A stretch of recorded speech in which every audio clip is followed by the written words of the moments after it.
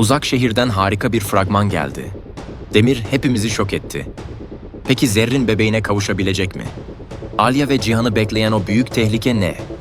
Sadakat Hanım'ın ve Bora'nın büyük oyunu ne olacak? Fragmandaki detaylara şaşıracaksınız. Büyük tuzağa çekilen Alya'ya neler olacak? Terk edildiğini sanan Cihan nasıl bir oyuna geliyor? Şimdi sizlere bunlardan bahsedeceğim. Videoya geçmeden Alya ve Cihan hiç ayrılmasın diyenler videoyu beğenmeyi unutmasınlar ki sayımızı bilelim. Hadi videoya geçelim. İlk olarak son sahneyle başlamak istiyorum. Cihan ve Alya'nın evliliği mahkeme kararıyla düştü. Bana göre şu ana kadar olan en fiyasko sahnelerden biriydi. Sırf Boran yaşıyor diye nikahlarının düşmesi tamamen senaryo saçmalığıydı. Burada bir kadın olarak Alya'nın fikri sorulmadı bile. Resmen kadına sus denildi ve evliliği resmi olarak bitirildi. Şahsen ben böyle bir sahneyi diziye hiç yakıştıramadım. Kadına şiddetin bu kadar yaygın olduğu ülkemizde dizide de olsa susturulmasını hazmedemedim olmadı. Hal böyle olunca da Boran'a gün doğmuş oldu ve Alya ile resmi evliliği geçerlilik kazandı. İşte Boran hayatının kozunu eline geçirmiş oldu. Peki yeni bölümde neler olacak? Sadakat Hanım şu ana kadar yaptıklarından pişman olmuştur desek de yine bizi yanıltmadı. Oğlu Bora'nın yanında yer alarak Alya ve Cihan'ı her zamanki gibi karşısına aldı. Yeni bölümde Sadakat Hanım ve Boran akıl almaz bir oyun oynuyorlar. İlk yapacakları şey Alya ve Cihan'ı manevi olarak ayırmak olacak. Sadakat Hanım yaptığı planda çiftlik evine gidip Alya'yı arıyor ve hemen oraya çağırıyor. Burada yaşanması muhtemel iki senaryo var. Analiz ve teorilerime göre ilk senaryo Alya'nın kaçırılması.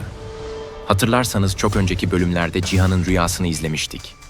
Rüyasında Alya Boran tarafından kaçırılıyordu. Cihan da Boran'ın peşinden gidip onu bıçaklıyordu. İşte bu sahnenin gerçekleşme ihtimali çok yüksek. Sadakat Hanım ilk olarak Alya'nın yüzüğünü bir şekilde alıyor. Daha sonra Alya'nın ağzından bir mektup yazarak yüzükle birlikte Cihan'ın odasına bırakıyor. İşte her şey burada başlıyor. Mektubu okuyan Cihan yüzüğü de görünce terk edildiğini anlıyor ve yıkılıyor. Peşinden hemen Alya'yı arayarak eve çağıran Sadakat Hanım aynısını ona da yapıp bu işin bittiğini ve Boran'la artık buradan gitmelerini söylüyor. Bu gerçekleşmesi muhtemel senaryolardan birisi. Gelelim ikinci bomba senaryomuza. Boran Deniz Cihan'ı kaçırıyor. Sadakat Hanım da telaşlı bir şekilde Deniz yok diyerek Alya'yı arıyor ve eve çağırıyor. Alya orada Deniz'in Boran tarafından kaçırıldığını ve bir daha dönmeyeceklerini öğreniyor. Sadakat Hanım da çocuğu görmek istiyorsan, Cihan'la olan manevi evliliğini de bitirip yüzüğü atacaksın diyerek Alya'yı tehdit ediyor. Bir anne olarak oğlundan ayrılmak istemeyen ve korkan Alya mecbur bunu kabul etmek zorunda kalıyor. Cihan'la konuşmak için onun yanına gidiyor. Beraberliğimizi bitirelim istemiyorum diyerek yüzüğü Cihan'a veriyor. Şok olan Cihan gözyaşlarına boğuluyor. Sizce bu iki senaryodan hangisi gerçekleşecek? Birinci senaryo yorumlara 1. İkinci senaryo diyenler 2 yazsın. Öte yandan Demir yine hainliğini yaptı. Zerrin'in bebeğini öldü göstererek yine kötü karakterinin hakkını verdi. Demir'in böyle bir şey yapacağını önceki videomda sizlere söylemiştim ve yanılmadık.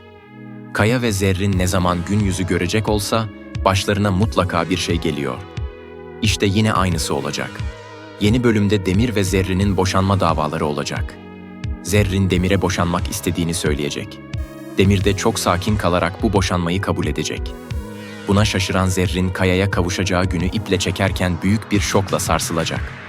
Bebeğinin yaşadığından habersiz olan Zerrin, mahkemeye çıktığında Demir yine kötülüğü yapacak ve bebeğinin videosunu Zerrin'e yollayacak. Boşanırsan bebeğini bir daha göremezsin diyerek tehdit edecek. Öldü sandığı bebeğini gören Zerrin çok sevinecek ve şimdilik boşanmaktan vazgeçecek. Demir'e geri dönmek zorunda kalan Zerrin bebeğini görünce gözyaşlarına boğulacak. Zerrin'in aldığı bu karar Kaya'yı derinden sarsacak. Ne olduğunu anlamayan Kaya Zerrin ile konuşacak. Zerrin'in bebeğin yaşadığını Kaya'ya söyleyip söylemeyeceği şimdilik belli değil. Ancak Kaya bunu öğrendiği zaman yine ortalık karışacak. Alya ve Zerrin'in evlatlarıyla sınanacağı bir bölüm izleyeceğiz. Yeni bölümde neler olacak hep birlikte göreceğiz. Cihan ve Boran arasındaki savaş çok uzun sürecek. Boran konusu artık sıkıcı bir hal almaya başladı. Yazılan senaryoda gram mantık yok. Boran sahte kimlikle gezmekten hiç yargılanmadı. Kimliğini kullandığı Ömer Bakır kim diye araştırılmadı. Şahsen ben Boran'ın oyunculuğunu çok amatör buluyorum. Deniz Cihan bile Boran'dan üst düzey oyunculuk sergiliyor. Ben Bora'nın sonunun artık geleceğini düşünen taraftayım. Bunu da yapacak kişi çok yüksek ihtimalle Vurgun Çelebi olacak. Bizim analiz ettiğimiz senaryoları bozacak tek kişi şimdilik o. Onun sayesinde Cihan ve Alya ayrılmayabilir. Boran ve Sadakat'in planını çözüp Cihan'a anlatırsa büyük bir ters köşe izleriz. Ayrıyetten diziye gelmesi beklenen Bulgarlar var. Onlar geldiği zaman Bora'nın diziye veda etmesini bekliyorum. Uzak şehir ile ilgili gelişmelerden ilk benim haberim olsun diyorsanız, abone olmayı ve videoyu beğenmeyi unutmayın. Yeni videoda görüşmek üzere.